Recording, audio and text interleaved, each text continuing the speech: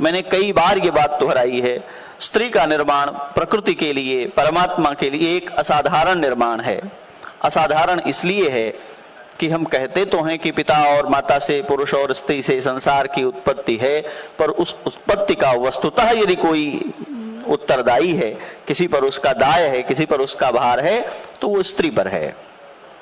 मैंने पहले भी इस बात की खूब चर्चा की है और कई उदाहरण प्रमाणों से कहा है। तो तुलसीदास के कहने का एक ही अर्थ है, स्त्री भावना से भरी हुई है। उस पूरे रूपक को पढ़ लेंगे तो ये बात समझ में आ जाएगी जो रूपक आपने रखा है वहां। महावृष्टि चली फूटी कियारी, महावृष्टि होगी तो क्यारियों में उतना जल भर जाएगा जो उनकी मेड़ों से नहीं संभलता, और परिणाम यह होगा कि वो उनकी सीमाओं को तोड़ देगा। ये किसके साथ होता है? जल का गुण ये है कि वो जिधर ढाल पाएगा उधर बह चलेगा। जो द्रवीभूत है, जो तरल है, उसके साथ ये संकट है। यदि वो अपने आयतन से बाहर हुआ तो कहां जाएगा उसे पता नहीं है।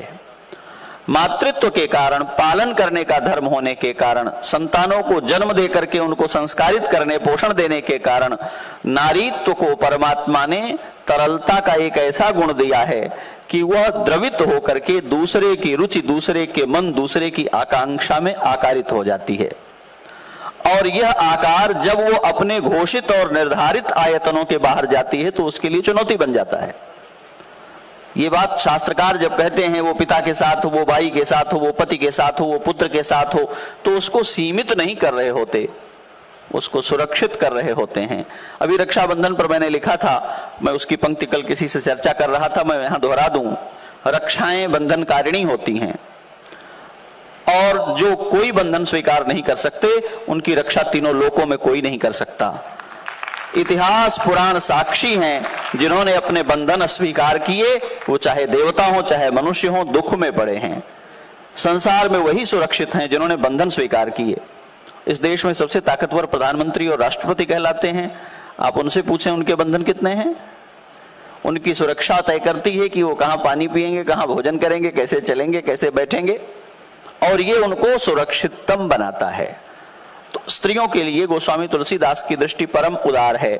पर जो एक नैरेटिव गढ़ने की बात थी, कुंठा से हमारे प्राचीन पाठों को पढ़ने की जो आंधी चली, उसमें हर बात को नए सिरे से पढ़ने और परिभाषित करने की बीमारी आई, और उसमें उन पर भी एक आरोप लगा कि ओ हो इन्होंने तो स्त्रियों के लिए बड़ी खराब बात कह दी, स्त्री को कभी स्वतंत्र नहीं होने देना चाहते। उन्हीं तुलसी ने लिखा है, कत विधि सृजी नारी जगमाही पराधीन। विधाता से पूछते हैं कि यदि तुम्हें इसको इतना दुर्बल और दुखों को सहने के लिए बनाना था तो इसे बनाया ही क्यों? संसार में सब सुख और दुख भोगने आए हैं, पर स्त्री को ऐसा बना दिया है कि दुख ही भोगती रहे।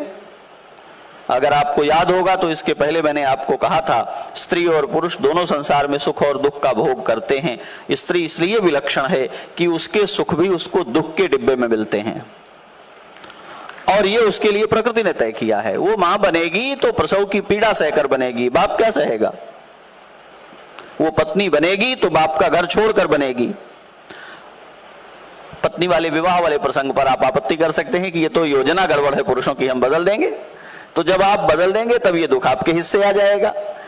साहचर्य का सिद्धांत ये है कि दो आयतनों को, दो इकाइयों को अपने को थोड़ा थोड़ा गलाना पड़ता है, तभी उन युग्म भाव बनता है, तभी वो एक हो पाते हैं।